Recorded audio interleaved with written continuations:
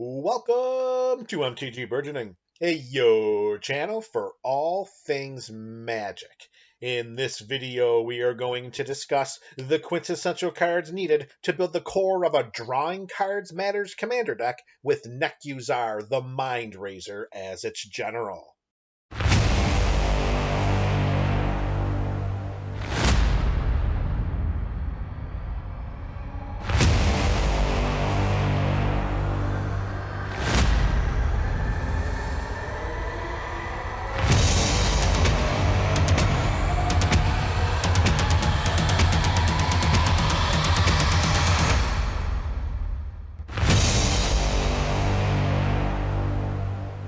Nekusar the Mindrazer debuted as a secondary commander option in the Mindseas pre-constructed EDH deck from the Commander 2013 product. Nekusar is a 2/4 zombie wizard for 2 in Grixis colors. That's a blue, a black, and a red mana. At the beginning of each player's draw step, that player draws an additional card. Whenever an opponent draws a card, Nekusar deals 1 point of damage to that player. Generally, putting cards into our opponent's hands does not improve our chances of winning the game. When our opponents have cards in their hands, they have options. When they have options, they can develop their board states more easily, and they can interact more freely with their opponents and their board states as well. And that, of course, includes us. If their only limitation is how much mana they have at their disposal, then our opponents are likely to empty their hands as quickly as possible each turn, particularly due to the prospect of us refilling them soon after. Since it's the card drawing process through which we will win the game, we must ensure that our opponents are unable to take advantage of our generosity. With that in mind, the core of this build will be sculpted to accentuate and replicate Nekusar's card drawing and damage dealing abilities, while simultaneously preventing our opponents from fully enjoying the fruits of our labor. Through this process, chasm-like gaps among board states and life totals will develop, allowing us to easily traverse the path to imminent victory, while our opponents are left wondering what could have been. For the purposes of redundancy, we begin the core of this build with abilities that tick our opponent's life totals southward whenever they draw a card. Underworld Dreams and Fate Unraveler deal 1 point of damage to an opponent whenever they draw a card. As long as we control a red permanent, Cataract Parasite does the same. Obnixilis the Hate-Twisted follows suit, and also has a -2 loyalty ability that destroys target creature and has its controller draw 2 cards. Since each of the preceding cards deals 1 point of damage to an opponent whenever they draw a card, including our general, let's include some damage accelerating abilities. Whenever a source we control deals exactly 1 damage to a permanent or player, Gearson Starn Kellermorph deals 2 damage to that player or permanent as well. Since these sources are dealing non-combat damage to our opponents, Torwaki the Younger adds a point of damage each time. Aside from Fate Unraveler, each of the previous direct damage sources has an odd mana value, which means Obosh the Prey Piercer is an option. Whenever a source we control with an odd mana value deals damage to a permanent or a player, Obosh deals double that damage to that permanent or player instead. Sulfim, Mayhem Dominus, and Fiery Emancipation do not care about mana values or how much damage is dealt initially. Sulfim doubles the damage dealt to a permanent or a player by any source of non-combat damage we control, while Fiery Emancipation simply triples any damage dealt to a permanent or a player by any source we control. Rounding out our gain-loss card drawing abilities, we have Ironcrag Pyromancer. It deals 3 damage to any target whenever we draw our second card each turn. Gixian Puppeteer follow suit, but each opponent loses 2 life and we gain 2 life instead. It also returns target creature card with mana value of 3 or less from our graveyard to the battlefield when it dies. Sheoldred the Apocalypse can completely take over a game. Whenever an opponent draws a card, they lose 2 life. Conversely, whenever we draw a card, we are rewarded by gaining 2 life. Instead of gaining life, Psychosis Crawler has each opponent lose 1 life whenever we draw a card. Its power and toughness are each equal to the number of cards in our hand. Speaking of being rewarded for drawing cards, Alandra Sky Dreamer creates a 2/2 blue Drake creature token with flying whenever we draw our second card each turn. Whenever we draw our 5th card each turn, Alandra and Drakes we control get +X/+X until end of turn, where X is equal to the number of cards in our hand. Improbable Alliance creates 1/1 blue fairy creature tokens with flying whenever we draw our second card each turn. The Locust God creates a 1/1 blue and red insect creature token with flying and haste whenever we draw a card. We also can pay 2 a blue and a red mana to loot a card, and whenever the Locust God dies, we return it to our hand at the beginning of the next end step. Whenever we draw a card, we put a Foreshadow counter on Ominous Seas. We can remove 8 Foreshadow counters from this enchantment and create an 8/8 blue Kraken creature token. If needed, we can pay 2 and cycle this card from our hand in order to draw a card. Whenever we draw a card, we put a loyalty counter on Teferi Temporal Pilgrim. Teferi's loyalty abilities include drawing a card and creating a 2/2 blue spirit creature token with vigilance. It gets a +1/+1 counter whenever we draw a card. Teferi's last ability has target opponent choose a permanent they control and return it to their library. Whenever we draw a card, Niv-Mizzet the Firemind and Niv-Mizzet Perrin deal 1 point of damage to any target. We can tap the Firemind to draw a card, and whenever a player casts an instant or sorcery spell, the Perrin draws us a card. With various abilities that reward ourselves and punish our opponents for drawing cards, it's time to start filling the core of this build with ways to, well, draw cards. At the beginning of each player's draw step, Howling Mine, Kami of the Crescent Moon, and Dictate of Kruphix have that player draw an additional card, while Font of Mythos has each player draw 2 additional cards instead. At the beginning of our upkeep, Master of the Feast has each opponent draw a card. Jace Beleren has a +2 loyalty ability that has each player draw a card. At the beginning of each player's end step, Fevered Visions has that player draw a card. If this player is an opponent and they have 4 or more cards in their hand, then Fevered Visions deals 2 damage to that player. At instant speed, we can tap Temple Bell and have each player draw a card. We can pay 2 mana and tap Miko Koro, Center of the Sea, to do the same. Gyre Reach Sanitarium follow suit, except each player also discards a card. At times, we may feel the burn of some direct damage as a result of drawing cards. But, of course, our opponents will bear the greater brunt of this damage. At the beginning of each player's draw step, Spiteful Visions has that player draw an additional card. Whenever a player draws a card, Spiteful Visions deals 1 damage to that player.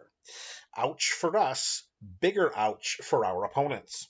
At the beginning of our upkeep, Stormfist Crusader has each player draw 1 card and lose 1 life, while Saison, Perverter of Truth, has each player draw 2 cards and lose 2 life. As a one-time targeted mass card draw effect, Peer into the Abyss is the gold standard. Target player draws cards equal to half the number of cards in their library and loses half of their life. We round down each time. Note that this sorcery can target us or an opponent. For the purposes of utilizing global mass card draw effects, we can cast Windfall. Each player discards their hand and then draws cards equal to the greatest number of cards a player discarded this way. Dark Deal does the same, except each player draws X cards instead, where X is equal to the number of cards they discarded minus 1. Instead of discarding cards, Molten Psyche has each player shuffle the cards from their hand into their library and then draw that many cards. Through this sorcery's Metalcraft mechanic, if we control at least 3 artifacts, then Molten Psyche also deals damage to each opponent equal to the number of cards that player has drawn this turn. At the beginning of each player's draw step, Teferi's Puzzle Box has that player put the cards in their hand on the bottom of their library in any order, and then draws that many cards. We can activate Whirlpool Warrior's ability or cast Winds of Change to have each player shuffle the cards in their hand into their library and then draw that many cards. We do this ourselves when Whirlpool Warrior enters the battlefield. For each player, we choose friend or foe with Corvus Fury. Each friend discards their hand and draws that many cards +1. Each foe is dealt damage equal to the number of cards in their hand. With Memory Jar, we tap and sacrifice it to have each player exile the cards from their hand face down and draw 7 cards. At the beginning of the next end step, each player discards their hand and then returns to their hand each card they exiled with Memory Jar. If our game plan goes as expected, then our opponents will not get these exiled cards back, instead opting for a round of good games. Wheel of Fortune has each player discard their hand and draw 7 cards. Reforge the Soul does the same, and can do so cheaper if it's cast through its miracle cost.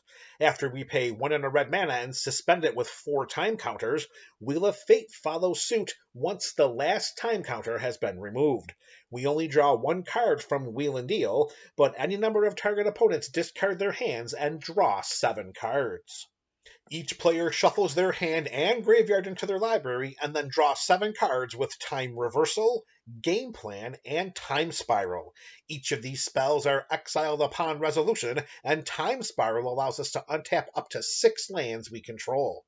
Days Undoing and Echo of Eons follow suit. If it's our turn when we cast Days Undoing, then we end the turn upon resolving the spell. Echo of Eons can be cast from our graveyard through its flashback cost of just 2 and 1 blue mana. Redundancy reigns supreme, secondary to duplicating these mass card draw effects. For the purposes of maximizing our sources of direct damage, as well as our peripheral card drawing benefits, let's include Jace's Archivist and Whispering Madness. These cards have windfall effects that have each player discard their hand and then draw cards equal to the greatest number of cards discarded this way. The Archivist does this by paying a blue mana and tapping it. After casting Whispering Madness for its windfall effect, we may exile the spell and encode it on a creature we control. Whenever that creature deals combat damage to a player, its controller may cast a copy of Whispering Madness without paying its mana cost. Magus of the Wheel, Dragon Mage, and Runehorn Hellkite mimic the effect of Wheel of Fortune, which has each player discard their hand and then draw 7 cards. We can pay 1 and a red mana, tap and sacrifice the Magus for its Wheel of Fortune effect. Dragon Mage triggers whenever it deals combat damage to a player, while we pay 5 and 1 red and exile Runehorn Hellkite from our graveyard to do the same. Even Magus of the Jar replicates Memory Jar if we tap and sacrifice it. Each player exiles their hand, draws 7 cards, and then at the beginning of the next end step, they discard their hand and return their exiled cards back to their hand. Once again, if our game plan goes as expected, then our opponents will not get these exile cards back, instead opting for another round of good games. It's time to wrap up this video with a suite of cards that synergize with and enhance our card drawing theme. As mentioned earlier in this video, we want to win the game through our card drawing engine, while not allowing our opponents to utilize these extra cards for their own game-winning purposes. With that in mind, let's play with a copy of Painful Quandary. Whenever an opponent casts a spell, they lose 5 life unless they discard a card. Absent any removal targeting this enchantment, our opponents must choose between their 2 most important resources whenever they want to cast a spell: life or cards. If our opponents choose to discard a card, then it could cost them life. Megrim and Liliana's Caress deal 2 points of damage to an opponent whenever they discard a card. An opponent also loses 2 life for discarding a card through Raider's Wake. Our opponent's discarded cards could mean additional resources for us. Whenever an opponent discards a card, we may draw a card with Geth's Grimoire. Depending on the types of cards our opponents discard, we could create a 2/2 black zombie creature token, add 2 black mana to our mana pool, or draw a card with Waste Not. Our opponents must heighten their awareness to how their discarded cards could advance our board state. This dynamic becomes increasingly troublesome with an online Blood Chief Ascension. At the beginning of each end step, if an opponent lost at least 2 life, then we put a quest counter on this enchantment. Whenever a card is put into an opponent's graveyard from anywhere, if Blood Chief Ascension has at least 3 quest counters on it, we may have that player lose 2 life. If we do, then we gain 2 life. Our opponent's decision-making processes become even more complicated if Mind Crank is on our side of the battlefield as well. Whenever an opponent loses life, that player mills that many cards. In unison, these two cards can knock an opponent out of the game the moment they put a card into their graveyard or lose life, which are the only two options provided by Painful Quandary. Forced Fruition is another enchantment that serves the core of this build very, very well. Whenever an opponent casts a spell, that player draws 7 cards. With the various damage-dealing abilities that are triggered by drawing cards, and the numerous damage-accelerating abilities that enhance the damage that is dealt, our opponents are destined to lose more than just life. They're going to lose the game as well. Hopefully, we won't lose them as future opponents. This video provided a blueprint for building the core of a Drawing Cards Matters commander deck with Nekusar the Mindrazer as its general. Removal spells, disruption, ramp, and the land base can vary from build to build, and also are dependent on metagame preferences and availability. The cards discussed during this video are suggested options for crafting the core of a Drawing Cards Matters EDH deck, in addition to providing ways to optimize this theme. Let me know your thoughts about these recommendations in the comment section below. This is MTG Burgeoning, your channel for all things magic.